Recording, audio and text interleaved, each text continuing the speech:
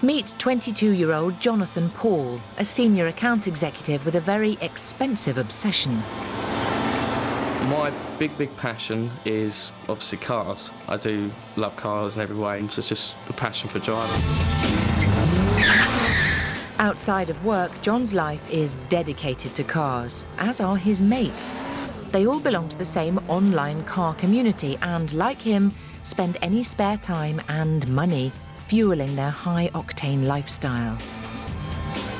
He might earn a healthy 20 grand plus bonuses, but he's £17,000 in debt and counting, mostly spent on customising and creating the ultimate show car. This cost me £11,000, it's brand new 2 years ago. These are the wheels and they cost me £1,000. This is the new airbag suspension and this was £2,000. I've also paid for new doors, my body kit and the labour to do the car, so that comes to a total of £12,000, but doesn't include the interior or the paint job. That's £23,000 spent on a car that's not even roadworthy. It does get depressing. You can think to yourself, blowing all this money, I could have bought a house or something like that. It's time to put the brakes on his spending. While lifestyle expert Jay Hunt will look for other ways for Jon to get the car buzz. How would you feel if you were driving up to one of the shows in one of these? Be feeling pretty flash. Psychological coach Benjamin Fry will delve into what's driving Jon to spend. So you're basically going to smash through your mental blocks and out into the light. But will Jon steer himself back into the black? I know I've screwed up and I shouldn't have gone out and got the loans, but my rules are sort of do it now, live by the consequences afterwards. I think I do need to stop being like that.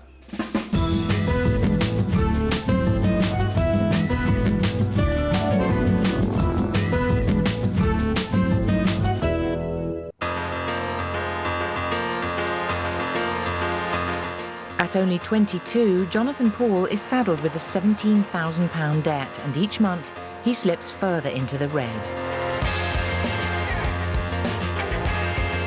His typical lad's lifestyle involves regular socialising, a 20-a-day smoking habit, a passion for boys' toys, and an intimate knowledge of the local kebab shops. It all adds up. At the moment, I'm just living in my overdraft. Then my pay goes in. The first couple of weeks are kind of like, oh, I've got a bit of money, what the hell? I'll go and spend it. I'll go out, I'll go and have a few beers, go out with friends, and then towards the end of the last kind of 2 weeks, I've become a bit of a hermit and stay indoors and don't really get to do much. But it's a drop in the ocean compared to where the big money goes. Jon's life revolves around his car club, X2C, an online community of modified motor nuts. It's a big part of my life. It's like a second family. As well as spending thousands on customising cars, weekends are spent travelling up and down the country to car shows. It's not just the mileage that clocks up. You've got ones up north, you're paying for a hotel room for about 60, 70 quid a night. And then you've got obviously the tickets to get in, which is about 35 quid. And then just your living costs for the weekend, basically. And the astronomical costs haven't stopped Jon buying not one, not two, but 3 cars. His girlfriend Emma thinks he's losing the plot. His other car he's bought, the MR2, wasn't really necessary to go for an expensive, fast car, to be quite honest. He only needed a cheap one around. For the time being, Jon can't see beyond his master plan to convert his Fiat Stilo into the ultimate dream machine. Oh, it's hours of fun, isn't it? And his spending's hit 5th gear. The whole purpose of buying the Stilo was so I could do it up and be able to attend the shows and be able to get the looks and, get the car in the magazines and in the adverts and get all the, fame and glory from that. To discover what's behind Jon's desire to build an attention-seeking motor, Benjamin and Jay need to find out what makes him tick. Do you think this is his car? Yeah, I bet you that's his car. If it isn't, I bet he wishes it was. He rents a room at a fellow car club member's house, so while it's empty, they wangle the keys for a good nose around. Jay's looking for clues as to where the money's going, while Benjamin's more interested in why he does it. I don't know what someone who didn't know me would think of me. It's sort of a difficult question. I think obviously sort of take notice of the various car parts that's strung all over there in the room, and obviously sort of the DVD collection and magazines, and I think they'll be surprised at how much little space I've got. Cosy. Look at all these cufflinks. Blimey, do you think that's his girlfriend? Don't know. She looks quite young. Nice selection of aftershaves. Boys' toys, magazines. Those all car magazines. I don't think those are exclusively about cars. I think there's another specialist interest involved. Cars and girls in the same magazine. Nice pair of Yves Saint Laurent trousers, just casually hung up like that. Is that posh? Expensive? Well, they're not cheap. And then just loads more boys' stuff. All this car stuff everywhere. I mean, it's like this piece of a car on top of your television. Why would you want that there? You know what's odd in this room, Jay? Is not the fact that a young man has kind of pictures of girls and cars and whatever, but it's the single bed. Well, I just don't think it's that cool to be living in a single bed when you're 22, is it? Especially not with pink sheets. Fairly typical stuff so far, Ah, more girls and cars. but the office is much more fruitful. Oh, look, there's the website. You think? Yeah. Is he on there? There he is. Oh, look, there he is, Stilo John. Stilo John lives in Wallington, Yeah. drives a Stilo. I'm having a look at these. I wonder how much What have you got? all this car stuff is costing. Now you find out. CMW Car Sales Limited, 1,626. That's his new outstanding balance, 2,368. Oh, God, loads of them and bank statements. What's that invoice? That's it, the Fiat Stilo. So he's paid a £1,000 deposit, £1,000 for 22-inch PMW Annihilators. Does that mean something to you? I think those are wheels, Jay. And £6,500, which is half, up front. Yeah. God, it is an expensive thing. I'm going to take these with us. Do you think he thinks if he has the right car, he'll get one of these nice young ladies to hang out with him? I have no idea, but I'm going to find out, that's for sure.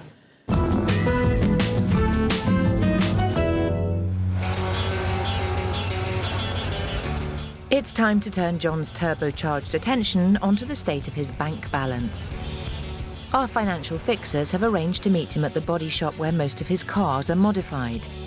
But is he prepared for their lesson in customised credit control?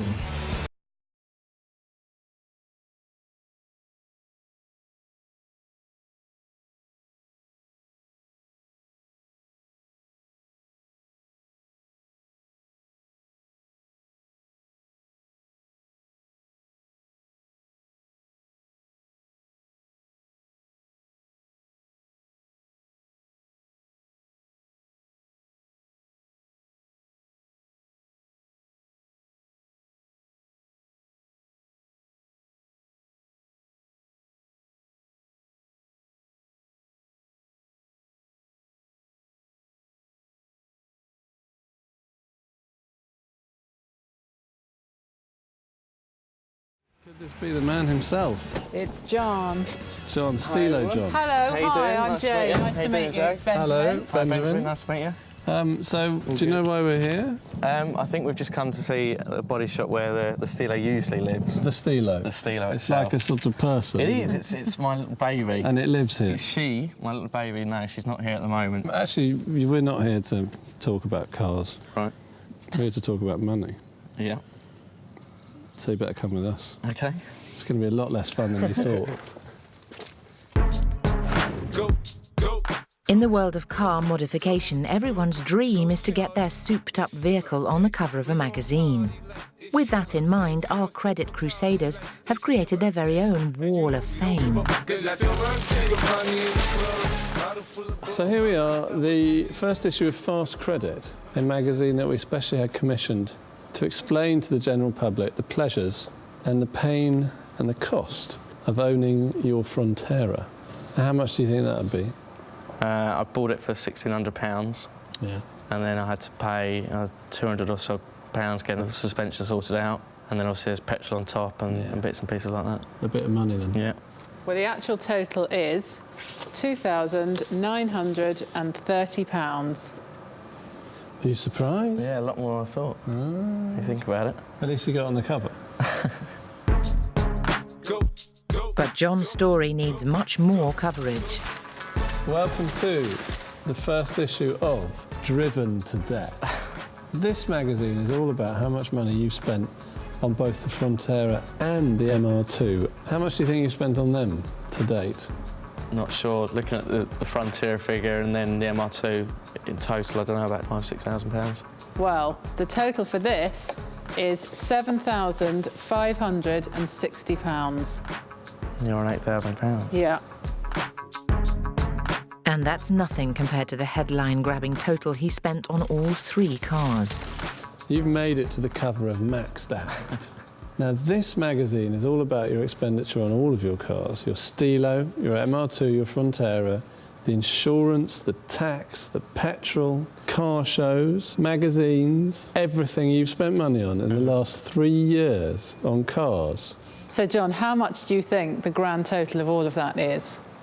I think looking at the first and second posters are in the region of about 25,000. The actual total for this is £54,633.92. How do you feel about that? Yeah, a lot more than I expected. A lot more. Wouch. It's a bit silly. It's a lot. Silly money. Could have bought a nice Porsche with that. Yeah. How do you feel about this? Shocked. Really? Yeah, it's quite surprising how big the figure is. It's horrible when you see it all there as a total, isn't it? Because it doesn't kind of clock when the invoices come in and it's 200 quid here and 300 there. Yeah. But when you add it all up like that, that's when it really looks a bit scary. Can you carry on spending this kind of money on cars? No. That's going to be a problem for you, isn't it? Yeah.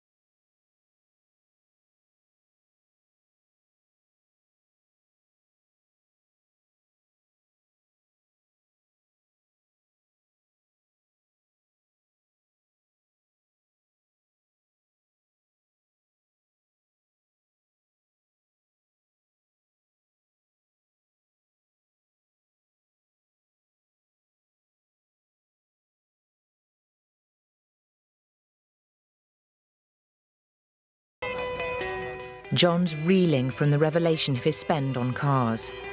Now Benjamin and Jay want to tackle another of his indulgences. Now, John, what I'd like you to have a look at is your very own special kebab mountain, Right. which I presume you approve of. Yeah. What we've got here is 250 kebabs, each representing £20, because we worked out that in the past year on your drinking, your snacking, your socialising, it's actually added up to £5,000. Is that more than you thought? What? I'm serious. No Your way. favourite snacking.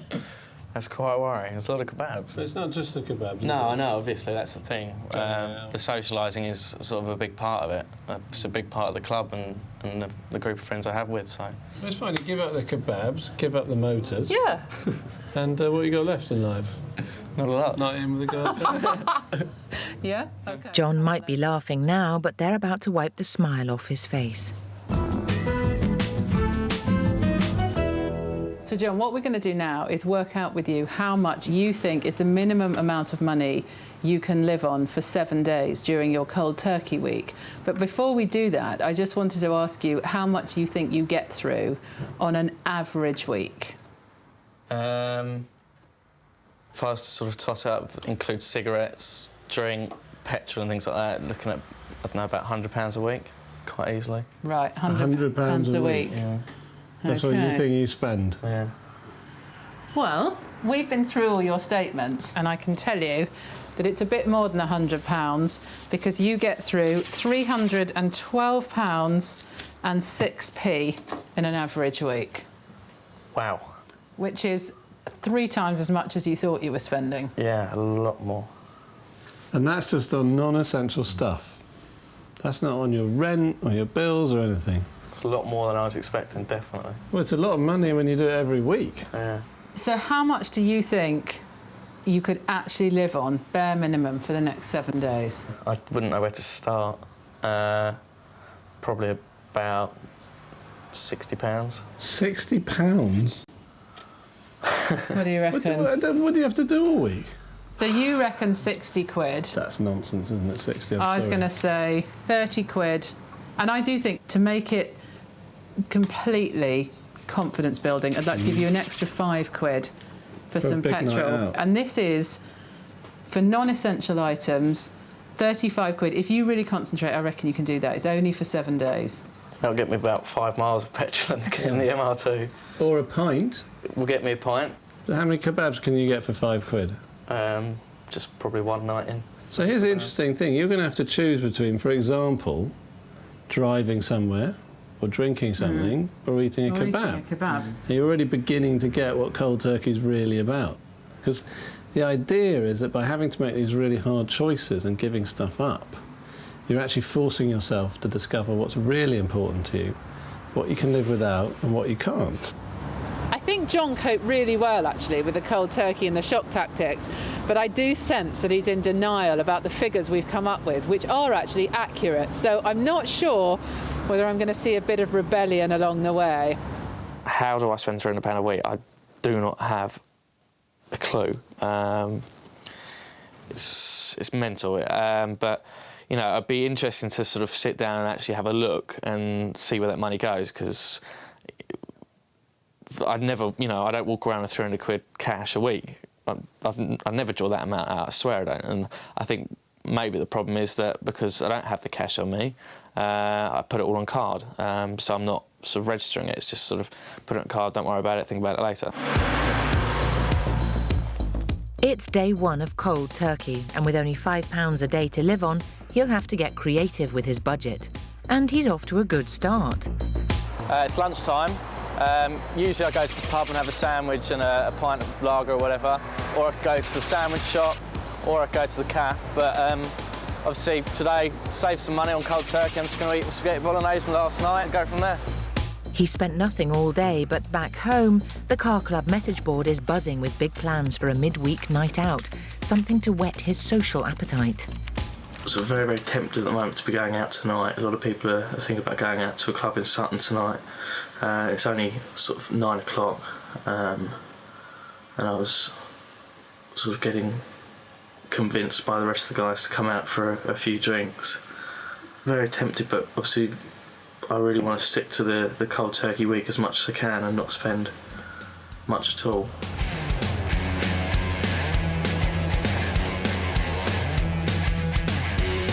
Come the weekend, Jon still hasn't touched his cold turkey budget. He's even blagged a ticket for a car show. But with prices running into the tens or even hundreds of thousands, Only $250,000. Be nice. his £35 should be safe. Like a kid in a candy store, he's hungry for much more come the end of the afternoon. This is Alex's car. This is one of the guys from the club. This is sort of the thing that I'm hoping for in the next year, being at one of the top end shows throughout the season. It is a big passion. It'd be really great to see the car here. He escapes the car show without spending a penny. But to get home, the MR2 needs petrol, and that's going to take more than the extra £5 Jay gave him. I've just spent £19.85. I had to buy some cigarettes and had to put £15 worth of petrol in the MR2. So it leaves me with 15 quid for the rest of the week. Not too worried yet. I'm gonna have cut down on smoking a bit. So as for the rest of the night, I think it's just gonna be a night in. Boring. So far, Jon's coping well on his cold turkey budget. But if he wants to make it a longer-term commitment, he needs to understand what motivates him to spend. Benjamin arranges a meeting. He wants to get to the bottom of Jon's obsession with cars and find out why his identity is so tied up with the car club. Now, what can you tell me about this car club then and the people in it? Why is this such an easy utopian place to be? It's just, everyone's got the similar interests. Everyone's got their love for cars. Everyone gets on well. More than anything, I've found a decent crowd to chill out with, relax with, and a decent bunch of friends. Find people you fit in with and feel accepted by, which is a big deal. And I think there's a sense in which you need to spend the money to keep in with the game. If you were spending a lot of money on cars, then you just have a little bit more of the limelight. I always try and do one better than the other. Why? Tell me about it. Because it's unique. Something that hasn't been done before and probably won't be done again. Everyone who will see that car will know who it belongs to. It's mine. There's no ignoring you. No. And, then a lot of people are talking about it, which is nice. You thrive off it. You do? Yeah. Yeah. Doesn't everyone else? Attention has the connotation of vanity. Yeah. I don't think that's you.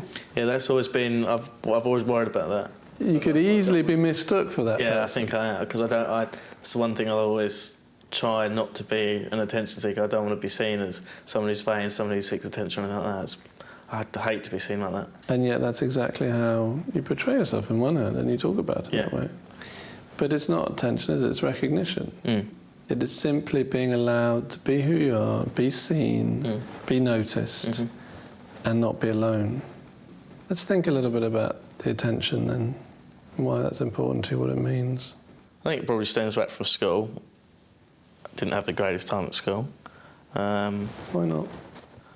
Bullied at junior school, big time. What were you bullied about? My teeth. What's wrong with them? Too many teeth and big buck teeth and a dodgy haircut. Was that rough? Yeah. And that carried on in senior school? Yeah. I always used to think to myself, it would be nice to have a different face or something like that. Yeah. You just wanted to be someone else? Yeah. Altogether? Probably. Because the person you were was getting bullied. Let's think about that someone else, the person you wanted to be. Any idea what that person would have been, who it would have been, how people would have treated him? The guy who could always crack the joke and make people laugh in the lessons and things like that. I don't know, just probably someone a bit popular. More popular? Yeah. I guess the same fantasies are still there in some ways, of transforming yourself and changing your name, being more popular, getting more attention. If we think about the transformation of a Fiat Stilo and giving yourself a fantasy name, Stilo Jon, it's a new name, it's a new facade. Are you sure that you've really left all this behind? Don't know.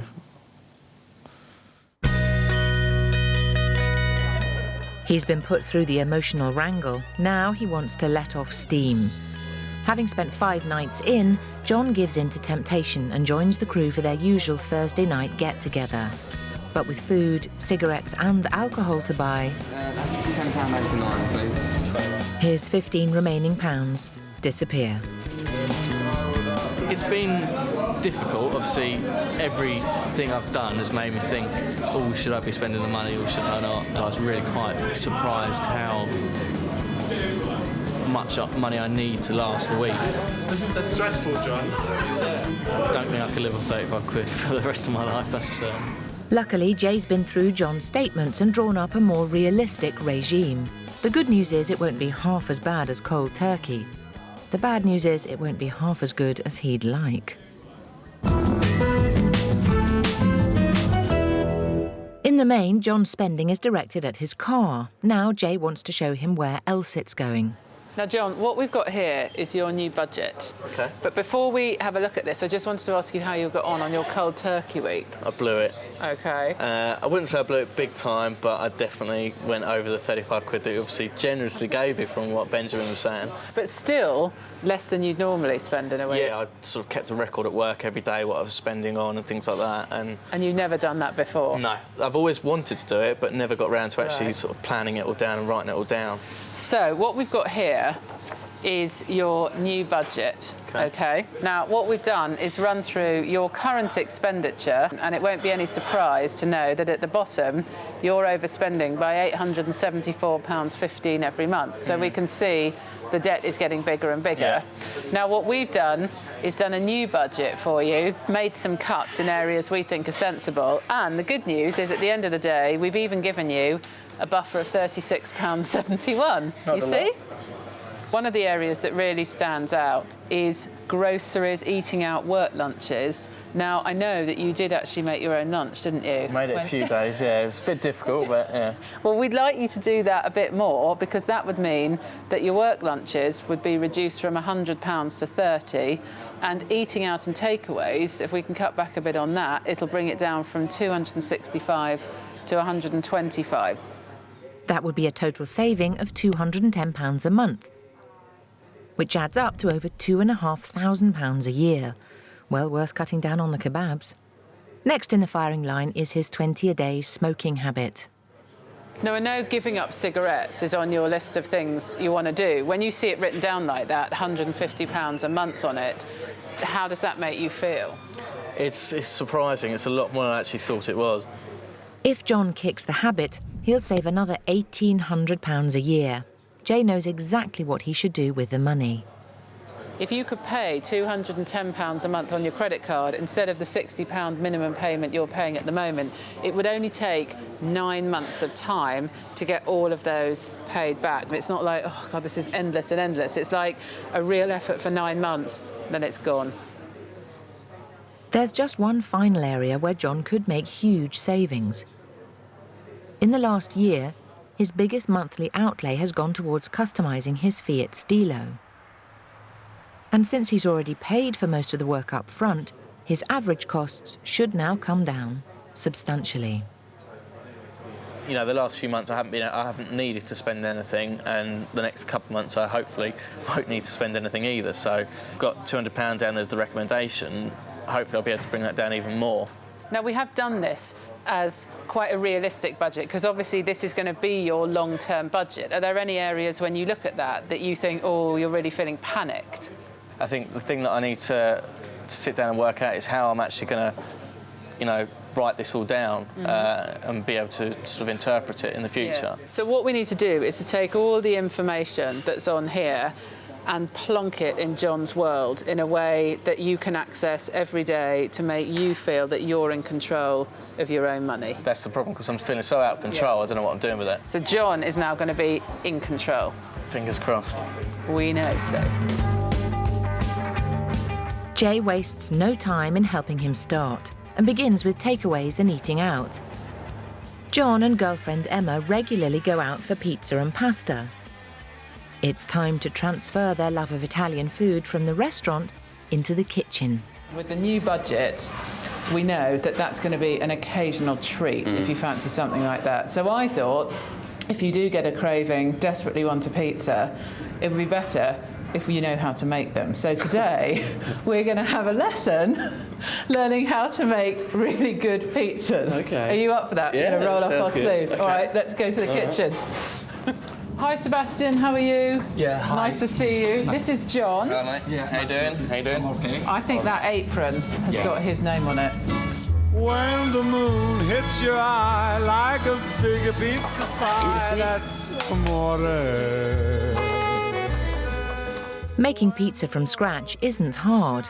Even if he bought a ready-made base, John could still cook up a romantic dinner for two at a fraction of the cost of eating out. So while he gets to grips with his toppings, Jay catches up with Emma, whose job gives her a real insight into the pressure of coping with debt. So Emma, you work as a debt collection officer, don't you, for one of the high street banks. So you're dealing every day with people who've got into a huge mess with credit cards. How do you feel when you see all that money of his going on the cars? You know, I was really, really worried about him, and I thought one day it could be me or one of my friends ringing him up, talking about his debt and how he's going to be repaying us back. But That's not a nice feeling. no, it's not. When you first met him, was he very open about being in debt, or did it take a while before you knew? No, I don't think he even realised what money was going out and what it was actually going on. I just think, you know, he's got money in his bank and he was just spending it. Do you feel that some of the things you used to do together have stopped because he's actually in debt? We don't go out as much as we used to. I mean, we used to go out nearly every single weekend, go out for a meal all the time. And I think we didn't realise, even I didn't realise really where the money was actually going. And then when he says buying a new car and what he wants to do to that car, it's a bit, well, no, calm down. But it's not all bad news. Jay's discovered ways they can enjoy time out on a budget. So you're becoming an expert now. Yeah. But you are going to be on this budget for quite some time. So we've been trying to think of some ways that you could do things together and that aren't too expensive. So what we did was come up with some ideas where you can enjoy London for under a tenner.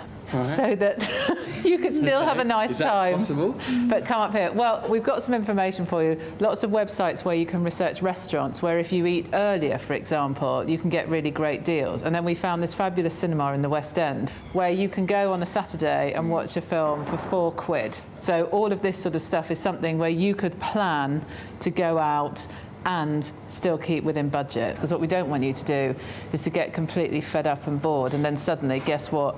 He's bought another car. That is what we want to avoid. So your homework, John, is going to be to use the internet and anything else you like, but plan one day a month, probably, in London, where Emma gets a London treat day for the two of you, OK? Sounds good. Yeah.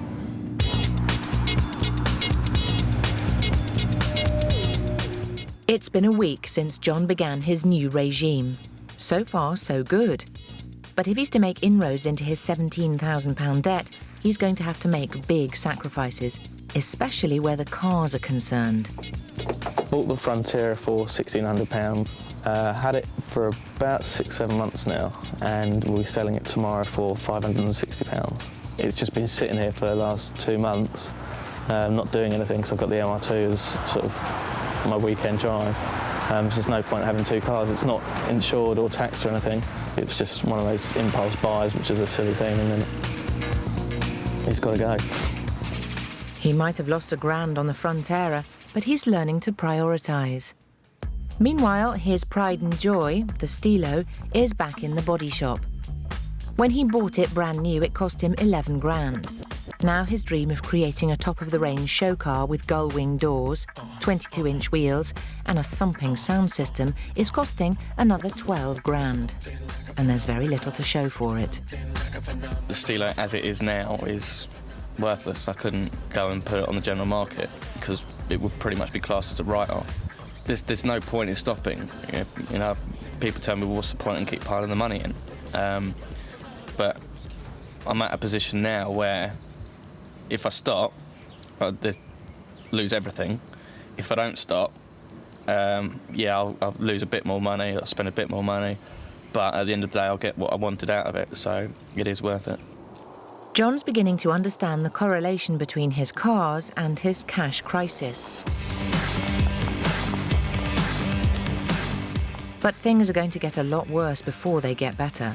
It's the run-up to Christmas, and temptation to spend is everywhere. For Jon, however, there's nothing to celebrate. He calls on Benjamin to talk things through. I have split up with Emma. You split up with Emma? Yeah. It's sort of a mutual agreement. It wasn't a horrible break or anything like that, but Right. it's just not the right time. It's a bad time of year for me. I don't enjoy this time of year at all, because a lot of bad things have happened in the last 4 years, so... Do you want to talk about the specifics of what's been difficult? My best friend died on Christmas Day 4 years ago. Obviously that was kind of traumatic, and that was sort of a really bad time. And then I had my granddad die around this time of year, again 2 years ago. And then this year I just found out that my mum's stepdad's not too well either now. So there's been a lot of trauma, really, around the holiday season. And the legacy of it is a real way, a Christmas phobia. A time of year where you're so burdened by the history of it that you want to push everyone away from you. So it could be that it is difficult for you to want to have someone close to you, like Emma, when you're about to go through a difficult time of year again. So there's definitely something to be said for working on your Christmas phobia and putting Christmas in a new light, and understanding not just the shocks you've had recently, but what it is in your life leading up to that time that made it so difficult for you to cope with those events. Because there's clues in there for us about why it is so important for you to, in a sense, buy attention. The two, they don't lead to each other, but I think they may both be symptoms of the same root cause.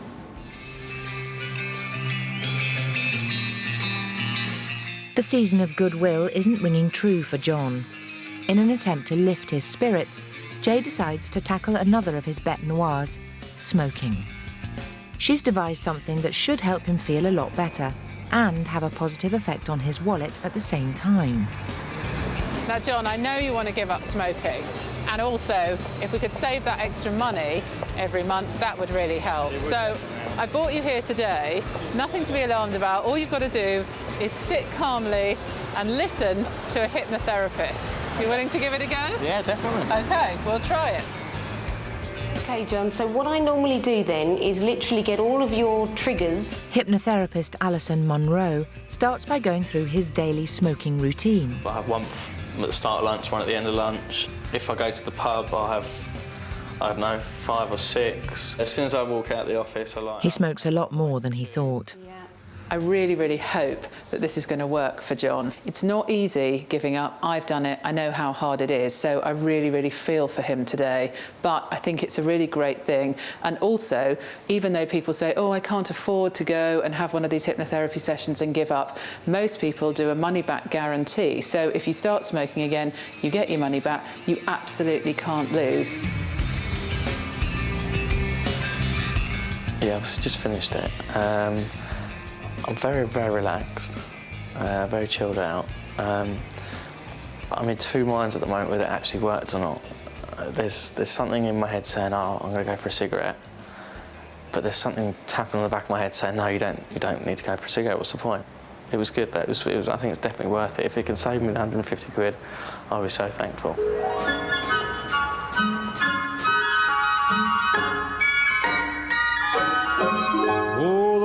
Outside is frightful. Benjamin believes Jon's need to buy attention through his cars and his aversion to the festive season are rooted in the things he lacked as a child. To help him understand this, he wants to stage an alternative Christmas, but rather than socks and DVDs, his presents come with a very different message. Now, what I'm saying is that this is what you need more of at Christmas, and I think it's also what has undermined something in you that's left you vulnerable to this spending. OK. Shall we see what it is? OK. It's your present, you've got to open it. Nurturing. Oh, isn't that interesting? What does nurturing mean to you? Being looked after and being cared for. In what way? You know, just food on the table, roof over the head? Nurturing love, care and affection. But don't you think you'd be better off if you'd had more nurturing? No. Doesn't worry you? No. I'll be interested to see what the second one says. So far, John's not overly impressed with his presents. Free to talk. What do you make of that? Nothing. Oh, maybe you don't feel free to talk about it. I don't know. It's just doing your head in, isn't it? It is, because you don't feel free to talk. Why do you think that, though? Because you don't talk. You know, I think when you want to talk about yourself, the first thing that happens is you start to think about how other people will react if they hear it, or if you'll upset someone, or if it's okay to bring that up. Yeah, that's right. You know. Yeah, so, and so inside of yourself, you're constantly censoring yourself, which means you're not free to talk. See, you're doing it right now. Yeah. You're not free to talk. OK. You're not going to tell me? 1-0. 1-0. Box number 3 is praise, something John feels he has enough of. But by box 4, Benjamin starts to hit home. And for the first time, John begins to look within himself. I think maybe you act appropriately among everyone. Yeah. Which means that, in a way, the true you, the real you... It's never come out. Has never come out. Mm-hmm. And that is a symptom of not being confident enough in your true core self to allow that person to come forward and let people like you or not. No, I know that. I know I'm not confident. OK. I think the confidence is being put down to being demoralised as a kid by others. Other kids? Yeah. OK. So other kids certainly like didn't when we went through you. the bit and said I wanted to change my face, I wanted to change my name, I believe that to be my lack of confidence. OK. What do you think? Another box? I think we're at 2 all at the moment. I think you've got 2 right and you've got 2 wrong. You think we're at 2 all? Should we go for the decider then? Yeah, if you like. It's like the big Christmas present. There you go. Understanding. Understanding. Did you get enough understanding in your life? Not always, no. No. To the point where I think, to be fair, it's quite hard for you to understand yourself sometimes now. I don't have a clue about myself. There you go. The reality is that there are 2 things, really, that make up a person's emotional health. One is what happens to them, and the other is how they deal with it. And I think in your case, I don't feel that you feel you've been really understood. And I don't think you feel you've been really understood by me. But But then I haven't given you everything that you needed. Exactly. I think that's become your strategy, is to not give someone what they need to be close to you and to understand you, because you're so pissed off that you haven't been understood in the first place. So it's your revenge, but it's actually not harming anyone but you now. And that's why Christmas sucks, because all those things that happened and everything that came before just left you with no one to understand you. It's all right. Benjamin's probing proves too much, and John needs time out. When he finally comes back, he's ready to admit he needs help. Are you right? The only reason I want to come back is because, OK, you can identify these, but how can you rectify them? OK. Well, it's a very good question, and I think no one can understand you, including yourself, if you don't begin to open up and talk about who you are, who you really are. And it'll take a while to find out. I think you made a huge step forward today. I need to find out who I am. There you go. I think John found that really difficult. It's not easy to open up to a stranger, and I think for a young man, it's particularly unusual and disconcerting. But more than that, I think John has stuff to say that's not being said. And I'm worried that if he doesn't bring it to me, if I don't really get to know what's really wrong with him, then how can I start thinking about what he needs to put what's wrong with him right? Concerned about John's emotional state, Benjamin calls Jay for an update on the financial side of things. He seems to be quite happy with his new budget, and for the time being he's sticking to it. He's wanted to give up smoking, so went to the hypnotherapist, and so far so good. No cigarettes, so he knows that that's extra money for him to play with. Well, I'm really worried about how the breakup with Emma is going to affect him, that this is going to be the cause of a major relapse. And what I'm worried about is he's missing Emma, he's maybe not opening up with you about that, and guess what's going to happen? Suddenly he's going to buy another car and off he goes again. I think that I spotted a lot of places where he needed support, but he won't really go there and admit it. So, maybe I just have to accept that he is a young man, that he can't deal directly with some things, so I have to find a way to work with him indirectly, and maybe in an area that's more in his comfort zone. I mean, the car thing is a huge thing for him. It's like, not only is it his hobby, but it's his life. And I think it is quite hard for him to think about how his life would be if he didn't have the car. So what I'm going to try and do is think of something where I can give him the buzz to do with cars, but not to do with buying another one and shelling out loads of money and going down that route. But before they do any more work, they decide he needs to get through Christmas first.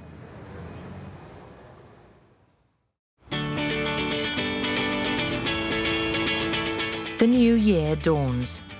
With a few days off, Jon's had the time to reflect on his situation. I had a good Christmas. It was nice and relaxing. I think throughout the whole of the period, I was constantly thinking about, our Christmas chat and the boxes and those words that we used and things like that. And it did bring, it did get brought up in my sort of chain of thought every now and then, and I think that's probably what made me relax more, because we discussed so much, and we discussed, the problems that I've faced over that sort of the festive period, and it kind of probably numbed it down a bit. And he's also feeling the benefits of Jay's strategies. The quitting smoking is brilliant. I feel a lot better for myself, healthier. Obviously it's saving me quite a lot of money, which is noticeable, really noticeable, because if I haven't got it cash with me, I don't see like these £5.50 or whatever for cigarettes on my card that I'm spending every now and then, every day practically, wasn't it? So, but yeah, I'm glad that's gone. With Jon refreshed and upbeat, Jay decides to tackle his biggest financial headache, his driving passion for cars. She's found a way to give him the buzz of pushing pedal to the metal without ruining his credit rating. Welcome to the Classic Car Club.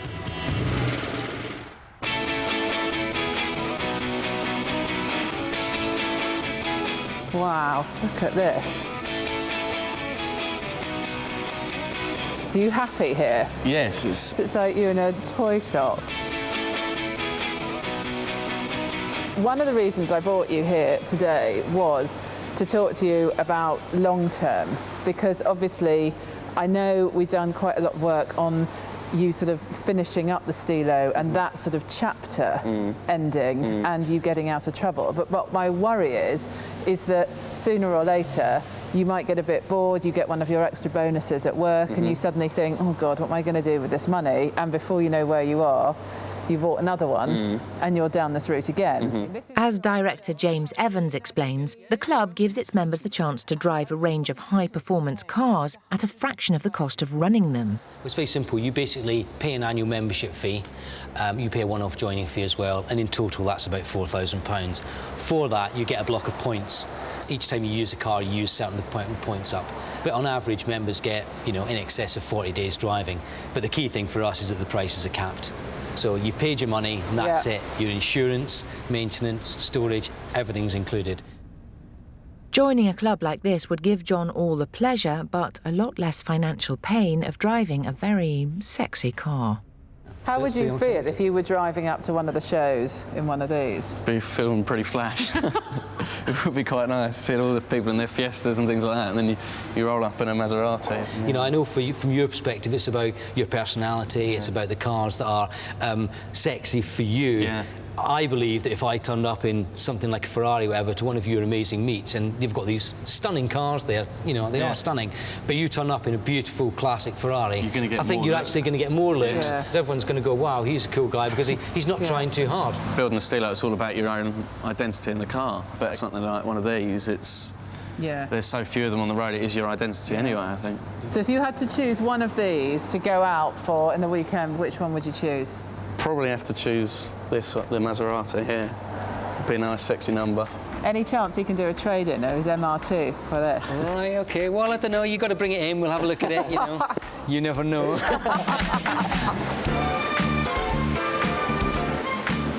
He might not be trading in his MR2 for the Maserati, but he's been inspired to take an equally radical step. I need to sell the MR2. It's costing far too much to keep, costing far too much to run. Obviously, Jay's identified that I'm, you know, spending at least 200 quid a month on it, and I'm just not driving as much as I used to anymore. Unfortunately, she's got to go. 4 weeks ago, car fanatic Jon was on the road to financial ruin. His lad's lifestyle kept him constantly overdrawn, but his quest to create a customised show car it's hours of fun, isn't it?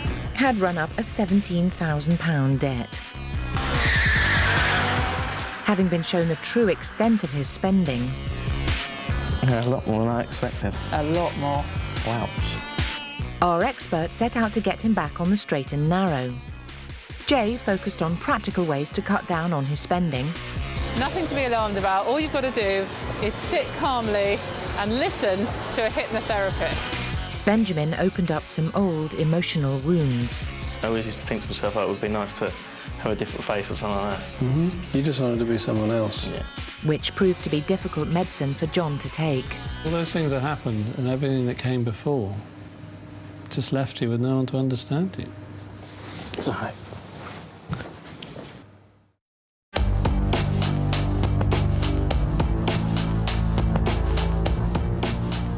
With Jon's financial journey almost complete, Benjamin wants one final stab at helping him face up to the emotional baggage that's holding him back. Now, I do think it's been really tough for Jon to open up. It's really tough for him to even think about the past, let alone talk about it. So today I'm going to use a visualization technique to make what he's talked about seem a little bit more real to him and to get him to express it in a different way.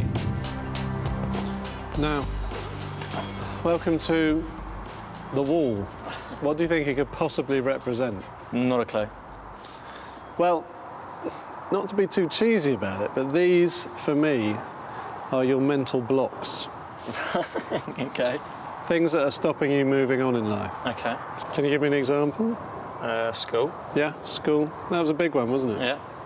These are spray paints. What I want you to do is I want you to just decorate your wall. And we're going to make it into something that represents everything that's held you back in your life. You said the first thing for you is school. Now, can you think of anything to put on this wall that represents school for you? I don't know, the Whitgift rugby top. All right. Having resisted Benjamin's Christmas therapy, Jon is surprisingly enthusiastic about painting his wall. A bit sad face. Yeah, sad face. Although the exercise quickly unlocks some very personal and painful memories and highlights Jon's feelings about his own identity. Yeah, I'm going to put something in the hole, which I think is a big part of what's going on at the moment. Question mark. Who are you? If you're not Stilo Jon, you know, if the car isn't your face, what is your face? Anything else you want to put out there? I don't know why, I just want to write confidence on there. OK, you want to write confidence. Confidence. Confidence is what you want to Lack of find. confidence. Yeah. What's another word for lack of confidence? Fear? Fear. So, Jon, come on, talk me through what all these things on this wall really mean to you. Well, obviously got the top for secondary school, the attempt at a cap, representing it's like the cap we used to wear at junior school. Yeah. We got the cool crowd and me as Billy No Mates. Obviously a big one for me is sort of the gravestone for Dan. Yeah. Stress. Stressed you. Stressed me. That's your head exploding with anxiety. Unhappy me. I think fear is sort of a key word for me as well, and obviously, who the hell am I? What I think this is the stuff that's really been holding you back in life. It's like a background feeling. You've always had it. It's always been there, probably ever since you first went to school. So you don't notice it anymore. But you do notice when it's gone. And I think when you feel compulsively drawn to buying stuff, expressing yourself, building up your car, which is your new face, and all this other bad stuff's gone away. So what you've got to remember and focus on is when you feel like spending, it's all that other stuff that you're spending to avoid. Instead of avoiding it like that, what you can do is think that there are other ways that you can get through these mental blocks. Now Jon has identified the things that are holding him back, there's one very real and physical way to break through his personal barriers. So you're basically going to smash through your mental blocks and out into the light. And that is the bright new future. Into the new future. Jon. So fire up your engines. Okay. Good luck. Thank you. See you in a bit.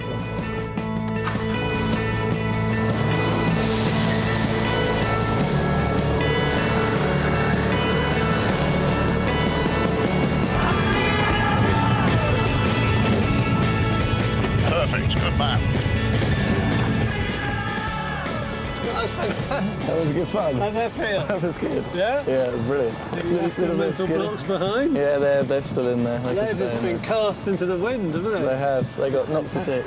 OK, well, now you're on an adrenaline high. Yeah. You're strapped into a rally car. Yeah. You've got a top instructor next to you. I thought it might be a chance to let you just have a bit of fun. Fair enough. After all that. So you guys go off, do a few things that you do, and I want you to just enjoy the moment. OK, thank you. I will Have do. a good laugh, Jon. All right. Well done. See you in a bit.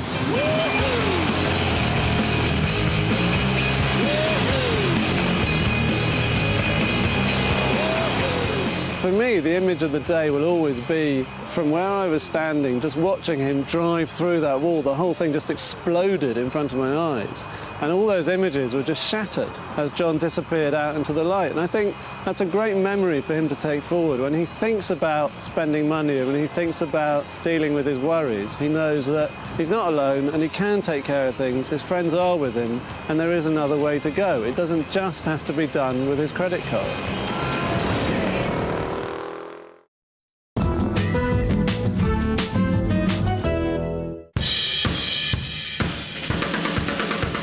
2 months ago, Jonathan Paul began the painful task of getting himself off the road to financial ruin. It's now time for his final reckoning with Benjamin and Jay. When you first said you were going to do this, did you think it was going to be this difficult? No, not at all. Not in terms of sort of obviously the mental side that Benjamin's put me through. Now that it's all done and dusted, how do you feel looking back on the psychological process? It was difficult. It was difficult. Obviously, the Christmas treatment, I think it made me really, really think a lot.